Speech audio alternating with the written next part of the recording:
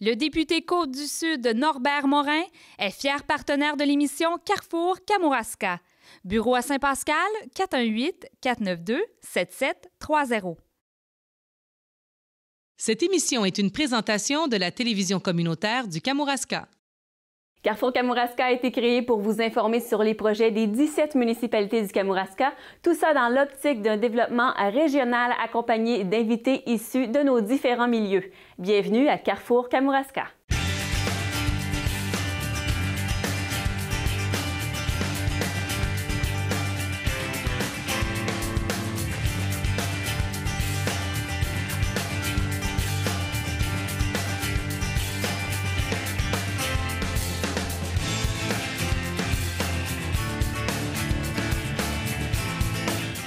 La sécurité est un thème mis en lumière dans les 17 plans de développement des municipalités du Kamouraska. Octobre est le mois de la prévention incendie et pour nous en parler justement de prévention incendie et pour regarder ce qui se fait dans la MRC de Kamouraska, j'accueille aujourd'hui M. Christian Chénarguet, coordonnateur en sécurité incendie à la MRC de Kamouraska. Bonjour. Bonjour. On sait, M. Chénarguet, que la MRC de Kamouraska, en matière de prévention incendie ou sécurité incendie, détient un schéma de couverture de risque. Tout d'abord, qu'est-ce que c'est qu'un schéma de couverture de risque? Un schéma de couverture de risque, c'est un document qui découle de la loi sur la sécurité incendie qui a été adoptée en 2001. C'est un type de contrat qu'on peut appeler qui oblige les municipalités à certaines actions en sécurité incendie afin de bien structurer le domaine de l'incendie dans leur municipalité. Donc, en réalité, on va cibler la prévention, l'intervention, les enquêtes d'incendie, la formation. Il y a beaucoup de volets qui sont ciblés dans le schéma et les municipalités prennent l'engagement de réaliser ces actions dans le cadre d'un schéma pour arriver à des objectifs normalement sur 5 ans, qui est la durée d'un schéma de risque. Celui de la MRC est adopté en 2012, donc il est en vigueur encore, c'est le premier schéma qui est en vigueur depuis 2012 et qui va terminer en 2017. Donc, les engagements normalement que les municipalités ont pris à l'époque devraient être réalisés pour 2017. Donc, dans la partie prévention du schéma de couverture de risque, il y a, si j'ai bien compris, 4 volets. Le volet de la réglementation, qu'est-ce que c'est un peu, au niveau de la prévention, la réglementation, qu'est-ce que c'est un peu, qu'est-ce qu'on apporte comme nuance? La réglementation, en réalité, ça cible que les municipalités aient un règlement en prévention des incendies sur leur territoire. En réalité, pour contrôler les brûlages, pour régulariser les avertisseurs de fumée, extincteurs, monoxyde de carbone. Donc, présentement, chaque municipalité du territoire, à exception de une, ont adopté un règlement de prévention universelle. Donc, toutes les mêmes actions sont dans le même règlement de prévention incendie régional. Donc, il est uniforme, il contient les mêmes actions. On est en train de travailler sur un volet 2 de ce règlement-là, donc pour améliorer le règlement déjà en place et ajouter d'autres éléments qui vont être très importants. Dans le volet inspection, au niveau de la prévention, comment ça se traduit? Présentement, en inspection, c'est chaque municipalité qui ont des regroupements, qui ont des préventionnistes. La Poratière en a un avec une entente avec Kamouraska Ouest, qui est la régie qui couvre Rivière-Ouelle. Saint-Pascal a un préventionniste et Saint-Alexandre a un préventionniste à temps partiel. Donc, normalement, chacun travaille de leur côté, ils font un peu de prévention. Ils ne sont pas tous temps plein, mais c'est la tangente qu'on voudrait regarder, là. OK. Et au niveau maintenant de l'éducation, l'éducation un peu des citoyens, pardon, au niveau de l'éducation des citoyens, comment ça se traduit la prévention? En réalité, c'est le volet éducation du public. Donc, le volet éducation du public, c'est un peu informer les citoyens du règlement, informer les citoyens sur les risques en incendie, les feux de cuisinière, l'évacuation de leur bâtiment, entretien d'avertisseurs de fumée. C'est d'éduquer le public pour être certain qu'il puisse répondre adéquatement lorsqu'une intervention incendie peut sortir, puis prendre des précautions. Donc, faire un plan d'intervention résidentielle, vérifier la pile d'avertisseurs de fumée 2 fois par année, s'assurer que l'extincteur fonctionne. OK. Et maintenant, au niveau des enquêtes incendie, c'est particulier. Au niveau de la prévention, il y a de la prévention qui se fait au niveau de ça? En réalité, l'enquête incendie, c'est une exigence de la loi et une exigence du schéma que les municipalités ont à faire leurs enquêtes incendie. Donc, lorsqu'il y a un incendie, chaque municipalité se doit de faire l'enquête afin de déterminer la cause de l'incendie. Ce qui est intéressant, c'est que ça amène à avoir toutes les causes du Kamouraska, on peut toutes les regrouper ensemble, déterminer il y a plus de causes électriques, plus de causes liées au chauffage. Donc, on peut aligner l'éducation du public avec les causes qui sont évaluées dans l'année. Donc, s'il y a beaucoup de feux de cheminée en 2015, bien, peut-être que la prévention incendie va s'enligner de manière à cibler les chauffages et la prévention à faire avec les systèmes de chauffage. Donc, les enquêtes incendie, c'est étroitement lié à l'éducation du public. Et comme vous dites, on y travaille, on trouve parfois des pistes de réflexion, de solutions. Est-ce qu'il y a des comités ou un comité en particulier qui se penche sur la prévention incendie au Kamouraska?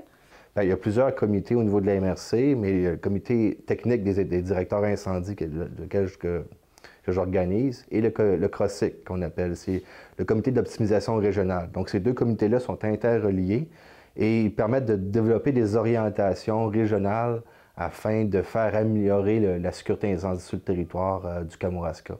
Donc, les orientations qui ont été dernièrement passées au Conseil, c'est des orientations de, on peut dire, centraliser une gestion de la prévention pour être plus efficace au niveau de la prévention. OK, ce qu'on appelle un service régional de prévention en incendie. Pas nécessairement un service régional, on pourrait dire une gestion régionale. Donc, on va s'amener à gérer les préventionnistes, à avoir ce que les mêmes formulaires, les mêmes techniques d'inspection, les mêmes avis de non-conformité, qui éduquent le public de la même manière, pour être certain que tout soit uniforme, qu'un citoyen qui se fasse inspecter à Saint-Pascal ou à la Pocatière ait le même fonctionnement, puis les mêmes normes qui soient appliquées. Donc, en uniformant de cette manière-là, on s'assure que tout le bilan de prévention va être uniforme aussi sur le territoire. Et au niveau de la prévention incendie, concrètement, sur le terrain, comment ça se traduit avec ce nouveau service-là, si on veut? Bien, les ressources vont rester locales, le préventionnisme, mais on va travailler souvent en équipe, on va pouvoir partager les préventionnistes entre les municipalités. On sait que des fois, il y a des gros dossiers ou des grosses industries qui vont pouvoir aller à 2 ou 3 préventionnistes, faire l'inspection ou faire le travail plus rapidement, plus efficacement. Donc, ils vont se donner un soutien. Puis tout le fonctionnement, bien, étant pareil, ça va être beaucoup plus facile aussi. Donc, sur le terrain, on va avoir vraiment là, un avantage au niveau des municipalités. Là.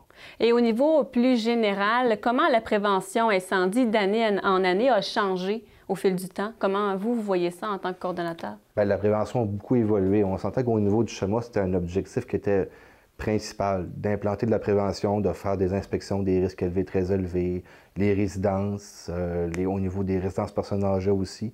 Donc, c'est certain que le CHEMA a eu des exigences, puis que présentement, depuis 5 ans, il y a une évolution qui s'est faite, beaucoup plus d'inspections qui est faite, l'éducation, il y a une évolution.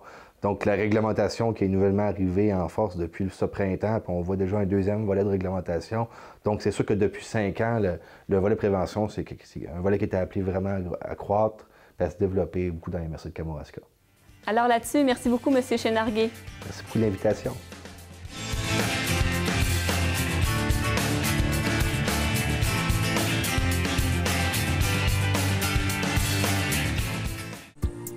Bonjour, ici Alice Tran. Saviez-vous que des émissions comme Couleurs d'ici et Avocats ont été initiées par des citoyens comme vous? Vous êtes un citoyen impliqué ou êtes membre d'un organisme communautaire? Vous avez un concept d'émission utile pour votre communauté? MaTV met ses ressources à votre disposition. Que ce soit devant ou derrière la caméra, impliquez-vous dans votre télé en soumettant votre projet d'émission. Toutes les informations sont disponibles sur matv.ca/espace citoyen. La sécurité incendie au Kamouraska, on parle de prévention aujourd'hui, notamment avec M. Robin Laplante. Bonjour. Bonjour. M. Laplante, vous êtes directeur du service incendie du regroupement CAMEST. Oui, service sécurité incendie CAMEST. CAMEST regroupe qui au juste? CAMEST est un regroupement de 3 municipalités, les municipalités de Saint-Alexandre de Kamouraska, Saint-André et Saint-Joseph de Kamouraska. Et depuis quel moment on est regroupé en 3 municipalités? Fin 2012, début 2013, dû à l'éclatement de la régie Kamloops, la nécessité de faire un regroupement avec ces 3 municipalités-là était présente. Donc, le 1er janvier 2013, ça a été vraiment le début du service incendie. Est-ce que ça a été un regroupement naturel? Je te dirais que oui, parce que les 3 municipalités étant très limitrophes, à peine 10 km entre chaque municipalité, les autres municipalités ayant quitté pour d'autres services incendies. Donc, naturellement, les 3 maires se sont rencontrés et ont décidé d'y aller sous forme de délégation de compétences. C'est-à-dire? C'est-à-dire que les municipalités de Saint-André et Saint-Joseph ont délégué leurs compétences incendie à la municipalité de Saint-Alexandre pour la gestion du service. Et quels sont les avantages d'un tel regroupement? Bien, il y a plein d'avantages, que ce soit au niveau des achats, que ce soit au niveau de la force de frappe. Chaque municipalité distinctement avait ses pompiers, ses camions, plusieurs matériels. Donc, on arrive après ça, bien là, on a une force de frappe complète. Je donne comme exemple, présentement, à Camis, on est 45 pompiers, 7 camions. Donc, lorsqu'il y a un appel, on est prêt à intervenir plutôt que chacun dans sa municipalité. Comment ça se déploie, un appel, justement, sur le terrain? Est-ce que vous avez peut-être pas un lieu de rassemblement, mais comment ça fonctionne? Bien, nous, présentement, selon les services incendies, il y a des services incendies, d'autres services qui ont une procédure de déploiement autre que la nôtre, donc peut marcher sous forme d'équipes qui vont sur des appels différents. Nous, on a opté vraiment pour un appel général sur chaque appel. Donc, on vise, malgré le fait qu'on est 45 pompiers, on vise toujours d'en avoir minimalement 50 %. Donc, on se ramasse souvent sur une intervention qu'on a quand même beaucoup de pompiers pour répondre, que ce soit à l'alarme incendie, au feu éclaté, on ne prend pas de chance, on appelle tout le monde. Est-ce que c'est une différence que vous voyez, ça? Bien, présentement, oui. La différence est au niveau de la force de frappe. On peut dire qu'elle est toujours atteinte presque à 100 %. Au niveau des coûts, l'étude a été faite pour valider si l'équipe moindre viendrait changer de quoi. Par contre, on peut optimiser là, au niveau que ce soit des entraînements, tout ça. Nos pompiers sortent plus souvent, sont plus aptes à répondre. Donc, ça les pratique un petit peu plus, le jeu en valet la chandelle. Là. Vous dites que ça les pratique un peu plus. Justement, au niveau de la prévention, est-ce que les pompiers doivent avoir une certaine formation, certaines pratiques? Bien, au niveau de la prévention risque faible, nous, les pompiers, on n'a pas formé l'ensemble de nos pompiers pour passer de maison en maison pour faire de la prévention. C'est seulement quelques pompiers qui font du porte-à-porte, qui sont spécialisés à faire des visites de prévention. Donc, à partir de ce moment-là, ces pompiers-là font ce qu'on leur demande de faire, que ce soit de la vérification d'extincteurs, d'avertisseurs de fumée, etc., des entrées électriques. Donc, c'est pour ça qu'on n'a pas besoin d'énormément de pratique et d'entraînement sur ça. C'est simplement quelques pompiers spécialisés dans ce domaine-là. Et tout à l'heure, vous parliez d'autres regroupements. Est-ce qu'il y a quand même une communication qui se fait avec les autres regroupements parfois? Oui, bien présentement, là, depuis quelques années, là, on optimise un petit peu plus le regroupement régional au niveau du Kamouraska. À Saint-Alexandre, étant limitrophe à Saint-Antonin et Rivière-du-Loup, on avait plus de dialogue avec ces deux municipalités-là. Donc, naturellement, on avait des ententes. Présentement, on tend à aller vers le Kamouraska pour justement, depuis qu'on a des pourparlers là, au niveau des regroupements régionaux. Donc, on fait plus d'efforts là, prochainement avec Saint-Pascal. Au mois de novembre, il va y avoir une pratique commune. Donc, nos deux services incendies vont se rencontrer sur un territoire pour pouvoir pratiquer ensemble. Bien justement, comment vous voyez ça, ce service régional de prévention incendie? Bien, je pense que ça vaut la peine qu'on s'y attarde puis faire l'étude de savoir si ce service régional-là pourrait être vivable, convivial. Donc, à partir de ce moment-là, ça peut être que positif. Là. Il suffit de faire l'étude pour que tout le monde y trouve son compte. Et sur le terrain, comment se transpose la prévention du côté de CAM-Est? Parce qu'on sait que la semaine de la prévention des incendies s'en vient. Donc, qu'est-ce que vous allez faire plus en particulier? Bien, nous, pendant la semaine de prévention, plus précisément le 15 octobre, c'est une journée porte ouverte qui va avoir lieu à Saint-André. Donc, démonstration de feux de cuisinière, c'est le thème cette année au niveau de la semaine de prévention. Donc, on fait une démonstration, ouverture de la caserne, montrer aux gens nos équipements, comment on fonctionne, comment on travaille, conseils de prévention, etc. D'accord. Donc, vous parlez de caserne. Justement, je vous amène un peu sur un sujet dont on a entendu parler, une nouvelle caserne peut-être à Saint-Alexandre. Comment on voit ça là, au niveau optimisation de la prévention, peut-être même au niveau régional, d'avoir une nouvelle caserne à Saint-Alexandre? Bien, à Saint-Alexandre, ça devenait une nécessité, la caserne. Celle actuelle était vraiment désuète et très étroite pour les besoins. Donc, la nouvelle caserne, si tout va bien, devrait être aménagée pour les 50 prochaines années, avec une salle de formation, des bureaux, ainsi de suite. Donc, au niveau de la prévention, on va pouvoir permettre là, à nos pompiers spécialisés, justement, d'avoir accès à des postes informatiques, ramener l'information, les comptabiliser, et ainsi de suite. C'est vraiment l'idéal. Donc, du côté de Saint-Alexandre, ce regroupement-là va quand même assez bien. Donc, ça veut dire qu'on suppose qu'il n'y a pas nécessairement de désavantage à ce regroupement-là. Bien, présentement, non. On n'en a pas vu. Là. Au niveau du regroupement, ça va très bien. L'entente se fait très bien. C'est en délégation de compétences. Par contre, la municipalité de Saint-Alexandre est très transparente, rencontre toujours Saint-André et Saint-Joseph lorsqu'il y a des décisions, même si elle pouvait prendre la décision finale, prend quand même le temps de rencontrer ses partenaires, puis les informer de comment on fait les choses. Là. Ça va très bien. Et je reviendrai peut-être au schéma de couverture de risque incendie de la MRC de Kamouraska. Comment un regroupement s'y arrime au niveau de la prévention? Au niveau du schéma de couverture de risque, bien, c'est comme ça. Là, quand on peut optimiser les municipalités au niveau de la réglementation, beaucoup plus facile. On peut appliquer le même règlement dans nos municipalités couvertes. Donc, on n'a pas besoin, le schéma a été adopté par le regroupement, par chaque municipalité. Moi, je fabrique un formulaire, on se promène de maison en maison, de commerce en commerce, puis on peut appliquer la même affaire. Puis sous la juridiction de la MRC, au niveau de la réglementation, de la prévention, puis assurer le suivi, c'est beaucoup plus simple pour nous. Là. Ça facilite grandement le travail. Là. Et au niveau de la population, est-ce qu'on voit une recrudescence de l'intérêt porté à la prévention quand vous allez, par exemple, rencontrer les gens? Oui, bien, ça a changé beaucoup. Les gens sont prêts à nous accueillir. Là. Avant, on avait quand même une réticence, c'était moins connu. Rentrer dans les milieux résidentiels, c'était beaucoup plus dur. Les gens nous mélangeaient beaucoup avec l'assureur, tandis que là, ils voient vraiment qu'on est au niveau de l'incendie. On ne va pas là pour le code du bâtiment, ainsi de suite. On va vraiment là pour de la prévention incendie. On fait quelques points, les points prioritaires, un plan d'évacuation, extincteur, avertisseur de fumée, etc. Donc, c'est plus précis au niveau de l'incendie. Les gens ont beaucoup plus de facilité. Puis on en parle souvent avec les campagnes, tout ça. On est beaucoup plus présent au niveau de la communauté en tant que service incendie. Donc, c'est beaucoup plus facile pour nous. Là. Bien là-dessus, M. Robert-Laplante, merci beaucoup de votre temps aujourd'hui. Merci.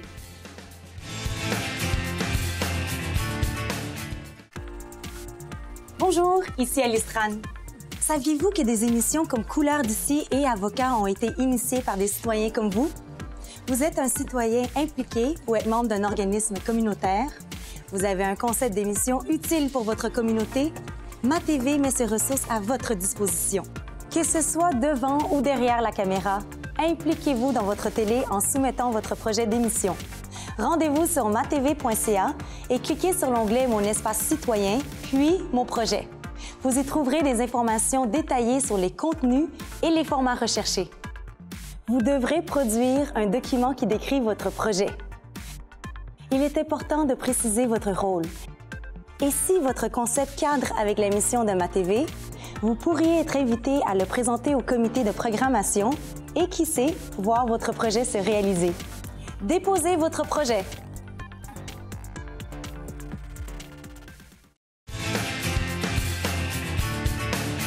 Toujours pour nous parler de prévention incendie dans la MRC de Kamouraska, je reçois aujourd'hui un pompier à temps partiel ou un pompier volontaire. Bonjour, Monsieur Mino Adjin. Bonjour, Annie. Vous allez bien? Ça va bien vous-même? Oui, merci. Merci encore une fois de votre présence aujourd'hui avec nous. Pompier volontaire, pompier à temps partiel. Quelle est la différence? Je pense que c'est deux mots qui veulent dire la même affaire. Ça dépend de qui. Je pense que pour les puristes de la langue, c'est plus facile de dire pompier à temps partiel, contrairement à temps plein, par exemple. Mais pour nous, c'est plus pompier volontaire. Je pense que c'est le langage courant là, des gens. Et vous faites partie du regroupement CAM-Ouest. Exact. Qui regroupe qui? Au fond, qui regroupe nous, la Pocatière, puis Saint-Onésime pour l'instant, mais il y a des pourparlers qui sont en cours, peut-être pour voir comment est-ce qu'on peut étendre le service. D'accord. Et Mino, je vous demanderais, quelles sont vos motivations pour être un pompier à temps partiel? Ça demande quand même plusieurs spécificités, si je peux me permettre. Oui. Au fond, je pense qu'on se lance dans l'aventure sans nécessairement trop y penser. C'est un trip de gars. On est là, on est jeune, on a du temps à donner, donc on veut aider la communauté. Je trouvais ça normal que quelqu'un comme moi qui aime s'impliquer, qui vit à la Pocatière, de pouvoir donner de mon temps pour aider dans des cas de sinistre. Donc, on parle d'incendie, on parle d'accident sur la 20, en tout cas, différentes situations d'urgence où on a besoin de nous. Je me dis, si j'arrive chez nous, j'aimerais ça que les gens viennent. Donc, si je peux donner un coup de pouce de mon côté aussi, ben c'est ça. Donc là, quand on fait le pas vers là, on se rend compte qu'au fond, c'est quand même un engagement qui va plus loin. C'est ce que j'allais dire, parce que pour un trip, il y a quand même plusieurs heures de formation à suivre. Ça représente à peu près combien d'heures de formation un pompier volontaire? Admettons, à la Pocatière, normalement, c'est un lundi sur deux qu'on s'entraîne. Donc, on fait en moyenne 2 heures par séance d'entraînement. Donc, 4 heures par mois, c'est au minimum. C'est pour la formation, ça. Sans compter les interventions qu'on va avoir, puis les situations d'urgence qui vont se dérouler sur le territoire. Sans compter les formations aussi qu'on a des fois en fin de semaine. Donc, on finit par faire beaucoup d'heures sans s'en rendre compte parce qu'on est passionné, parce qu'on aime ça. Mais je pense que c'est plus les conflits avec la famille, avec le travail qu'on fait des fois, la conciliation entre ces deux, qui devient un peu plus difficile. Justement, comment on fait pour arrimer tout ça, l'horaire du travail, les loisirs, la famille? Comment on fait pour jongler avec tout ça? C'est sûr que d'une personne à l'autre, c'est assez variable. Chacun de nous a sa façon de gérer ça, mais c'est des compromis qu'il faut faire. Puis je pense que quand on devient pompier volontaire, oui, c'est nous qu'on voit en première ligne, mais les familles qui sont derrière sont quand même assez importantes. Je pense à nos enfants, à nos conjointes qui sont là, qui nous soutiennent beaucoup, parce que quand on n'est pas là, c'est elles qui prennent la relève à la maison pour l'éducation des enfants, pour l'alimentation, parce qu'on n'est pas là pour donner ce coup de pouce-là. Donc, ça implique beaucoup de monde autour de nous. Et au niveau travail aussi, les employeurs, des fois, s'ils ont déjà un pompier volontaire ou un pompier à temps partiel dans leur organisation, c'est plus facile pour eux parce qu'ils savent s'adapter aussi à nous. Parce que moi, admettons, je travaille puis que ça sonne, je ne sais pas c'est où. Et peu importe la situation dans laquelle je suis, souvent c'est sûr que s'il y a une situation qui m'oblige à rester, mais c'est rare quand même, on essaie toujours de se libérer pour y aller. Donc, l'employeur aussi devient un facteur important dans ça, son ouverture puis sa compréhension de nos situations. Bien, justement, quand on est un pompier volontaire, ça le dit, on est volontaire, donc beau temps, mauvais temps, peu importe l'heure, ou il y a des horaires à respecter, en quelque sorte, là? Il n'y a pas d'horaire nécessairement. Au fond, c'est chaque service qui s'organise en fonction de ses besoins. Je prends le cas de l'Apocatière, on est quand même peut-être une trentaine, je vais avec des chiffres assez ronds, une trentaine de pompiers à l'Apocatière à peu près. Puis il y a deux équipes, équipe de jour puis équipe de nuit. Donc ça permet de la flexibilité au directeur. Admettons qu'il y a, quand il y a un appel, c'est un groupe de personnes qui sont ciblées en ce moment. Donc ils sont sûrs d'avoir un nombre minimum, à moins qu'il y ait une situation vraiment d'urgence qui demande l'intervention de tout le monde. Dans ce cas, on est dans un autre niveau d'urgence. On est en appel général. C'est que tout le monde est appelé. Ça peut arriver dans des situations assez complexes. Là. Vous parliez de formation continue tout à l'heure, des fins de semaine, ou 4 heures par semaine, etc.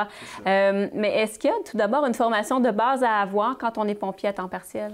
Il y a des formations à suivre, mais au départ, on n'a pas besoin d'avoir une formation de base quand on veut devenir pompier volontaire. Je pense que ce qu'il faut avoir, c'est d'être en santé. Parce que c'est quand même beaucoup... Physiquement, ça demande énormément. Au niveau compétences professionnelles, pas nécessairement. Mais le fait d'avoir différentes personnes, admettons, on a des électriciens, des gens qui travaillent sur la construction, des gens comme moi qui sont des professionnels, ça vient comme compléter un peu l'ensemble. On sait que quand on arrive sur une opération, ce ne sera pas juste... Toutes les compétences vont être mises à contribution. On va savoir, telle affaire, je l'ai déjà vue, voilà comment est-ce qu'on peut intervenir. Ça nous aide énormément. Donc, c'est une variété de types de personnes, mais en même temps, il y a un côté rigoureux qu'il faut avoir. Absolument. Absolument. Je pense qu'au fond, c'est la discipline qu'il faut avoir, puis être prêt aussi, parce que les appels, autant ça peut être à midi, comme ça peut être à 8 heures le matin, comme ça peut être à 3 heures du matin également. Donc, à chaque instant, on est en service, ça n'arrête pas. Là, il faut être prêt pour ça. Habituellement, on prépare nos affaires pour que quand ça sonne, ben, tu enfiles ton pantalon, tu mets tes affaires, puis on s'en va.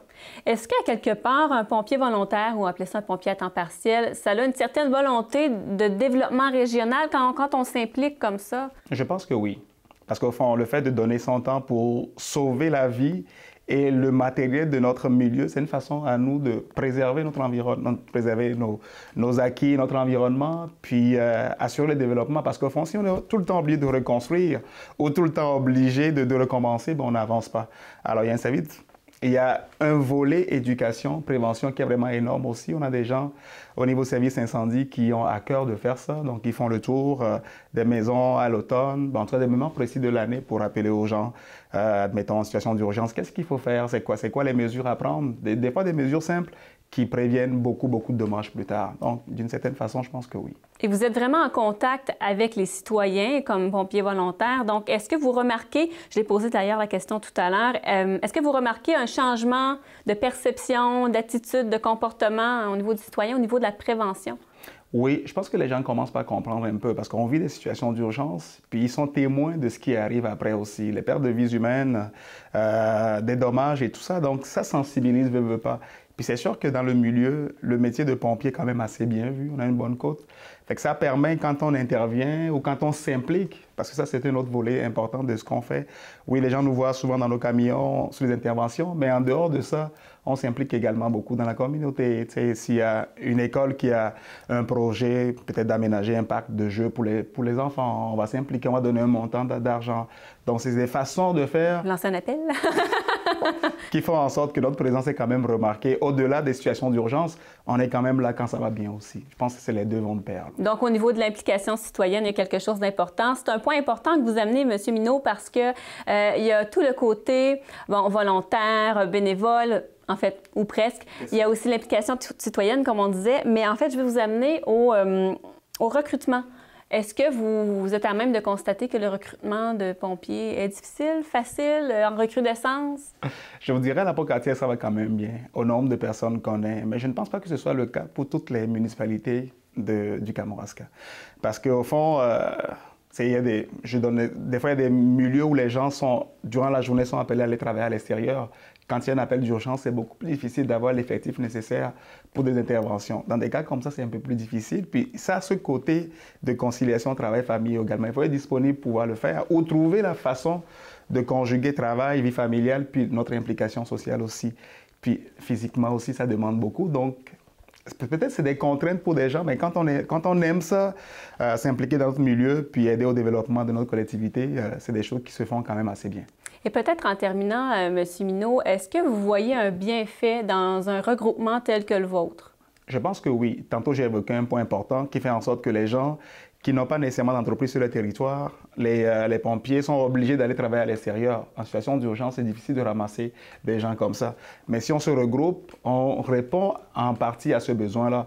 Parce qu'admettons, je mets l'exemple, Saint-Onésime, s'ils avaient juste eu un service d'incendie à Saint-Onésime, je ne pense pas qu'ils vont avoir l'effectif nécessaire pour les interventions. Mais le fait de nous jumeler à la Pocatière, ça nous permet de créer comme un bassin de pompiers un peu plus intéressant pour pouvoir répondre à toutes ces urgences-là. Donc, la force du nombre. Et est-ce qu'avec le temps, on se crée des affinités avec nos collègues? Probablement. Parce qu'au fond, c'est une grande famille. Hein. Au-delà de travailler ensemble, les pompiers, on est une grande famille. On travaille ensemble, on finit par se connaître parce qu'il y a des soupers qu'on organise, d'autres activités en dehors du travail qu'on fait. Donc, on finit par se connaître autant au niveau familial qu'au niveau professionnel. Donc, les liens vont plus loin que juste le fait de se ramasser dans une auto et d'aller travailler ensemble. Parce que quand on intervient, c'est une équipe soudée. Je veux te sauver la vie, puis tu veux me sauver la vie également. Donc, on ne veut surtout pas que quelque chose nous arrive comme intervenant. Alors, les liens sont vraiment très forts de ce côté-là. Alors, merci beaucoup, M. Mineault-Adjen, pompier volontaire, pompier à temps partiel. Merci de votre temps. Merci, Annie. Et nous, de notre côté, on se rejoint la semaine prochaine.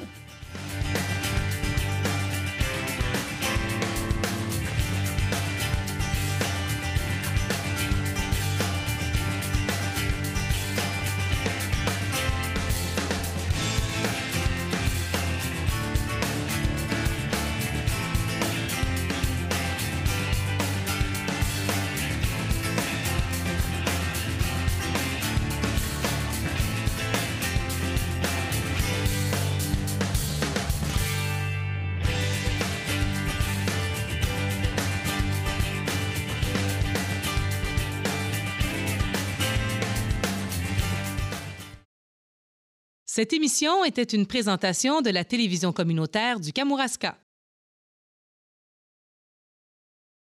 Le député Côte-du-Sud Norbert Morin est fier partenaire de l'émission Carrefour Kamouraska. Bureau à Saint-Pascal, 418-492-7730.